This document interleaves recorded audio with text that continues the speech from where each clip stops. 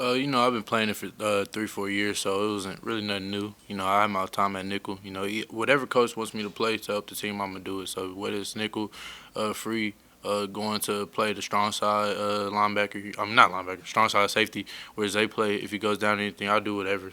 That's what being versatile does. So it doesn't really matter. Whatever you want me to play, I'll go play it. Coach mentioned, maybe the group now kind of settling in with the change with Deuce going to nickel and things like that. People always talk about communication up front with the offensive line, but what's it like in the secondary? It's basically the same thing, because we all whenever like the O line or the quarterback sees a overload to the left side over the left tackle, they got to change the front to like a 5-0 protection. All that stuff. The same thing with the defense. Whenever it goes from 2-2 to motion to 3-1, the whole call can change. So whenever I'm communicating, I got to communicate to the linebackers, the Zay to the nickel. So it's basically the same thing. So communication, it helps you win the game. So if you communicate, then you're gonna get the job done. With the injuries and the changes kind of like in the back seven, I guess, has that been something that's kind of been a work in progress this year? Kinda, cause it's all about us. A lot of rotations, but during the week we try to get together and watch film together, so we know regardless of who's in, whenever we get this formation, whenever we get this type of play, whenever it's third down, first down, they finna run this type of play. We know that what we got to communicate to each other, who we got to look at, and we all gonna be on the same page when it comes. To go off that a little bit, it seemed like that back seven is the healthiest it's been since the start of the season. Mm-hmm. You guys got 3 interceptions as a group last week. Does it feel like now you're able to pick up where you left off instead of trying to bring pieces back together? Yeah, honestly, because at the beginning of the year it was a lot of rotation and going on with all the positions, but now that it's a lot of we're back to where we were at like spring and how fall camp started, so that's really really good right there. So What have you seen from Stanford on films? they run like a true, because Andrew Luck went there, he's back there too. I think GM or something like that. So they kind of run that little pro style, two max pro with 8 people, 2-man routes. So it's a kind of more like NFL style offenses. They run it like spread. They run pistol. That a whole lot of different formations and stuff. So but they also have a lot of key giveaways too. So as long as we lock in and be able to point out who's on the ball, who's in the game, we'll be able to know what's coming. You guys played Stanford last year, but it seems like they've got a lot of new players across Mm-hmm. their team, new coach, obviously. Is that something where you're even able to look back at last year's game at all, or is that not really helpful? So you can always look back, because teams are always gonna copy from other teams. So like last year, even though we had won, it was still some plays that probably got a good explosive play. So you always want to go back and look at what plays did we let, or what plays did we what defensive plays did they struggle against. So basically you could always go back and look for good takeaways or bad takeaways. So I'm pretty sure they still looking back just like we looking back still. How do you not let like what's next week, affect you guys this week? How do you not look ahead? It's really just tunnel vision, just keeping your eye on the prize, and that prize is whoever we whoever's coming to the Forest Stadium on Saturday. So, we got to take care of this one, and because next week don't matter if we don't get the job done this week. So once we get the job done this week, then we can put our eyes on next week.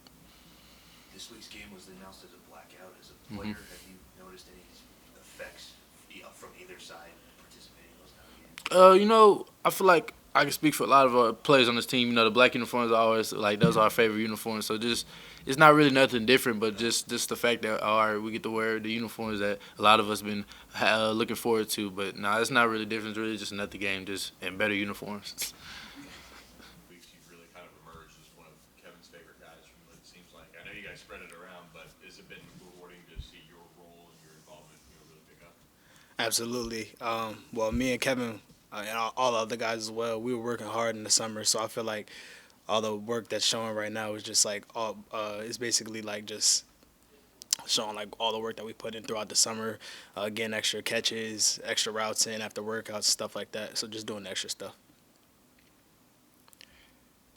When it comes to Kevin and just how you've been able to build that chemistry, what goes into that when you're a new player coming into a new situation? I think the first person I wanted to meet was Kevin. Just getting on campus and stuff like that, just seeing how like what kind of dude he was and stuff like that. So I feel like building a real relationship with him was like a real key to that.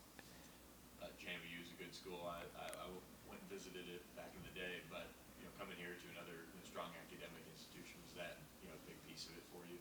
Absolutely, big piece for it. I mean, education is just like second to none here.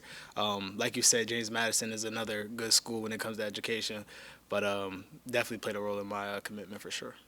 And maybe something else too, when you looked at how SMU used the slot last year with Jake Bailey and Roderick Daniels Jr., was that something too where you saw, okay, this is, you know, a big part of their offense? That was definitely like probably like my main like factor on why I decided to come to SMU. I felt like the slot was really involved, and what they was telling me on my business and stuff like that is that they were very verbal. So I just had to basically come into that role and be that guy to just like coach up the other guys that basically if they don't know what they're doing, I'm supposed to be the one that knows and stuff like that. So just throwing me into that role, I feel like that's really helped me like find my way in this offense.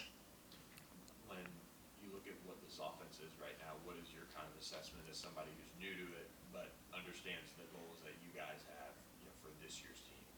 I mean, we have so many people that can just touch the ball and make so many plays. It's like you have RJ, you have Matt, you have all of our receivers, like it's our running backs, everybody like can just touch the ball and make plays at any given time. So I feel like our ceiling is very high.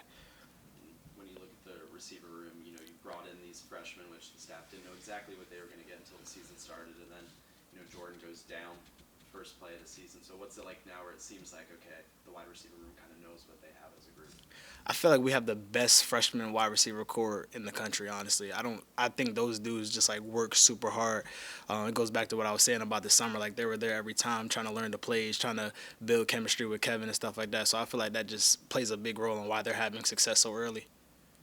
Your punt return ability, how did that kind of come about? I mean, obviously you were successful at your last stop with it, but is that something that you've always just been comfortable with, or about that? Actually, in high school, I was not the punt returner. I told my coach because my freshman year, I was in a role where I was kind of just getting certain plays at certain times. My brother was ahead of me, so I was the punt returner. It was just kind of like another way to give me the ball. And I decided, well, I went out there and my first punt return ever, I got absolutely like depleted. And I told my coaches like from that point on, I would never do punt return again. And so my second year comes at James Madison, and we go down one. Our punt returner transfers, and it was like, "Can you catch punts?" I'm like, "I haven't since high school," but yeah, like since then, it's just kind of like I've been working at it, so I got like way more comfortable with catching the ball, fielding the ball in the air, making right decisions and stuff like that. So I feel like I'm pretty comfortable back there now.